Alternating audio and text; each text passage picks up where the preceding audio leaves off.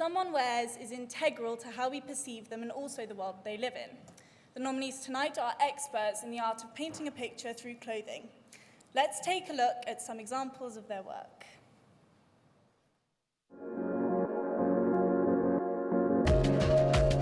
Costume design. Amy Roberts, Mrs. Biggs.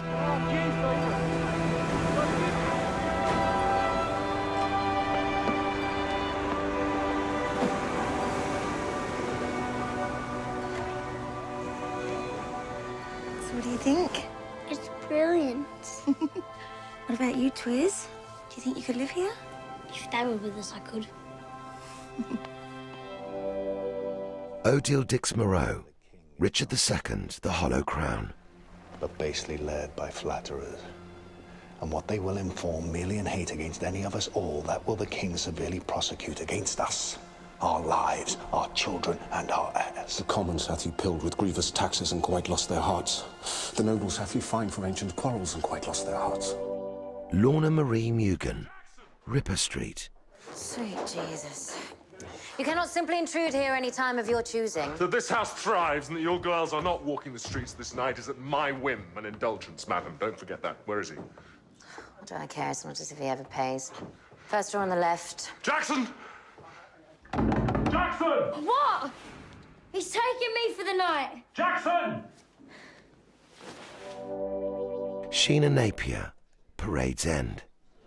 Welcome, welcome. Mrs. Dusherman, my wife Sylvia Teasons.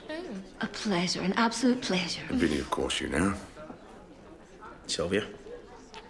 Allow me to introduce Miss Delamere, a true artist, and I like to think a great friend. Is that Mrs. Warnock? Yes. Oh.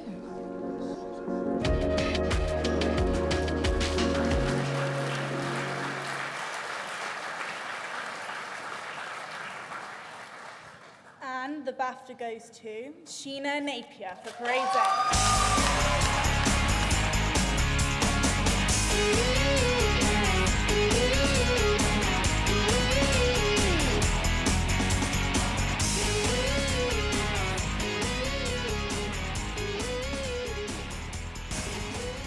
Thank you to my fantastic team, Richard, Jenna, Louise and Yannick. Thank you to Maggie Cook for making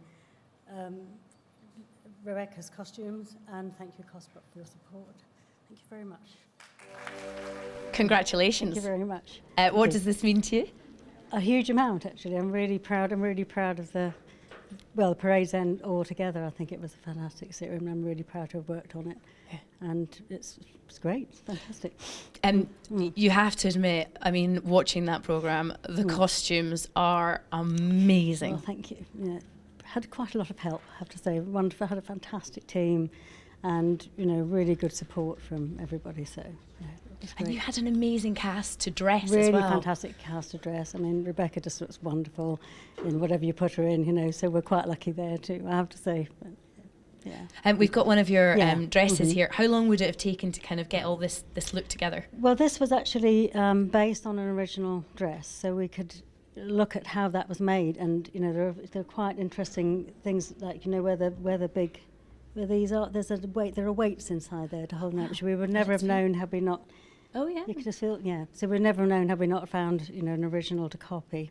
So I guess that's part of it, going out and looking around the vintage shops. Absolutely, and just bought a bit, and also obviously higher, and partly because there was nothing left in the costume houses, because it was the same period as Downton Abbey and the Titanic, and all sorts of other things were happening at the same time. So, and Rebecca's very tall, so we started to make for her. Once you start to make, you've got a look, and then you have to continue with it, which was brilliant for us, I have to say. So we could really do what we wanted. So, it must be quite exciting when you get that freedom to create. Absolutely, yeah.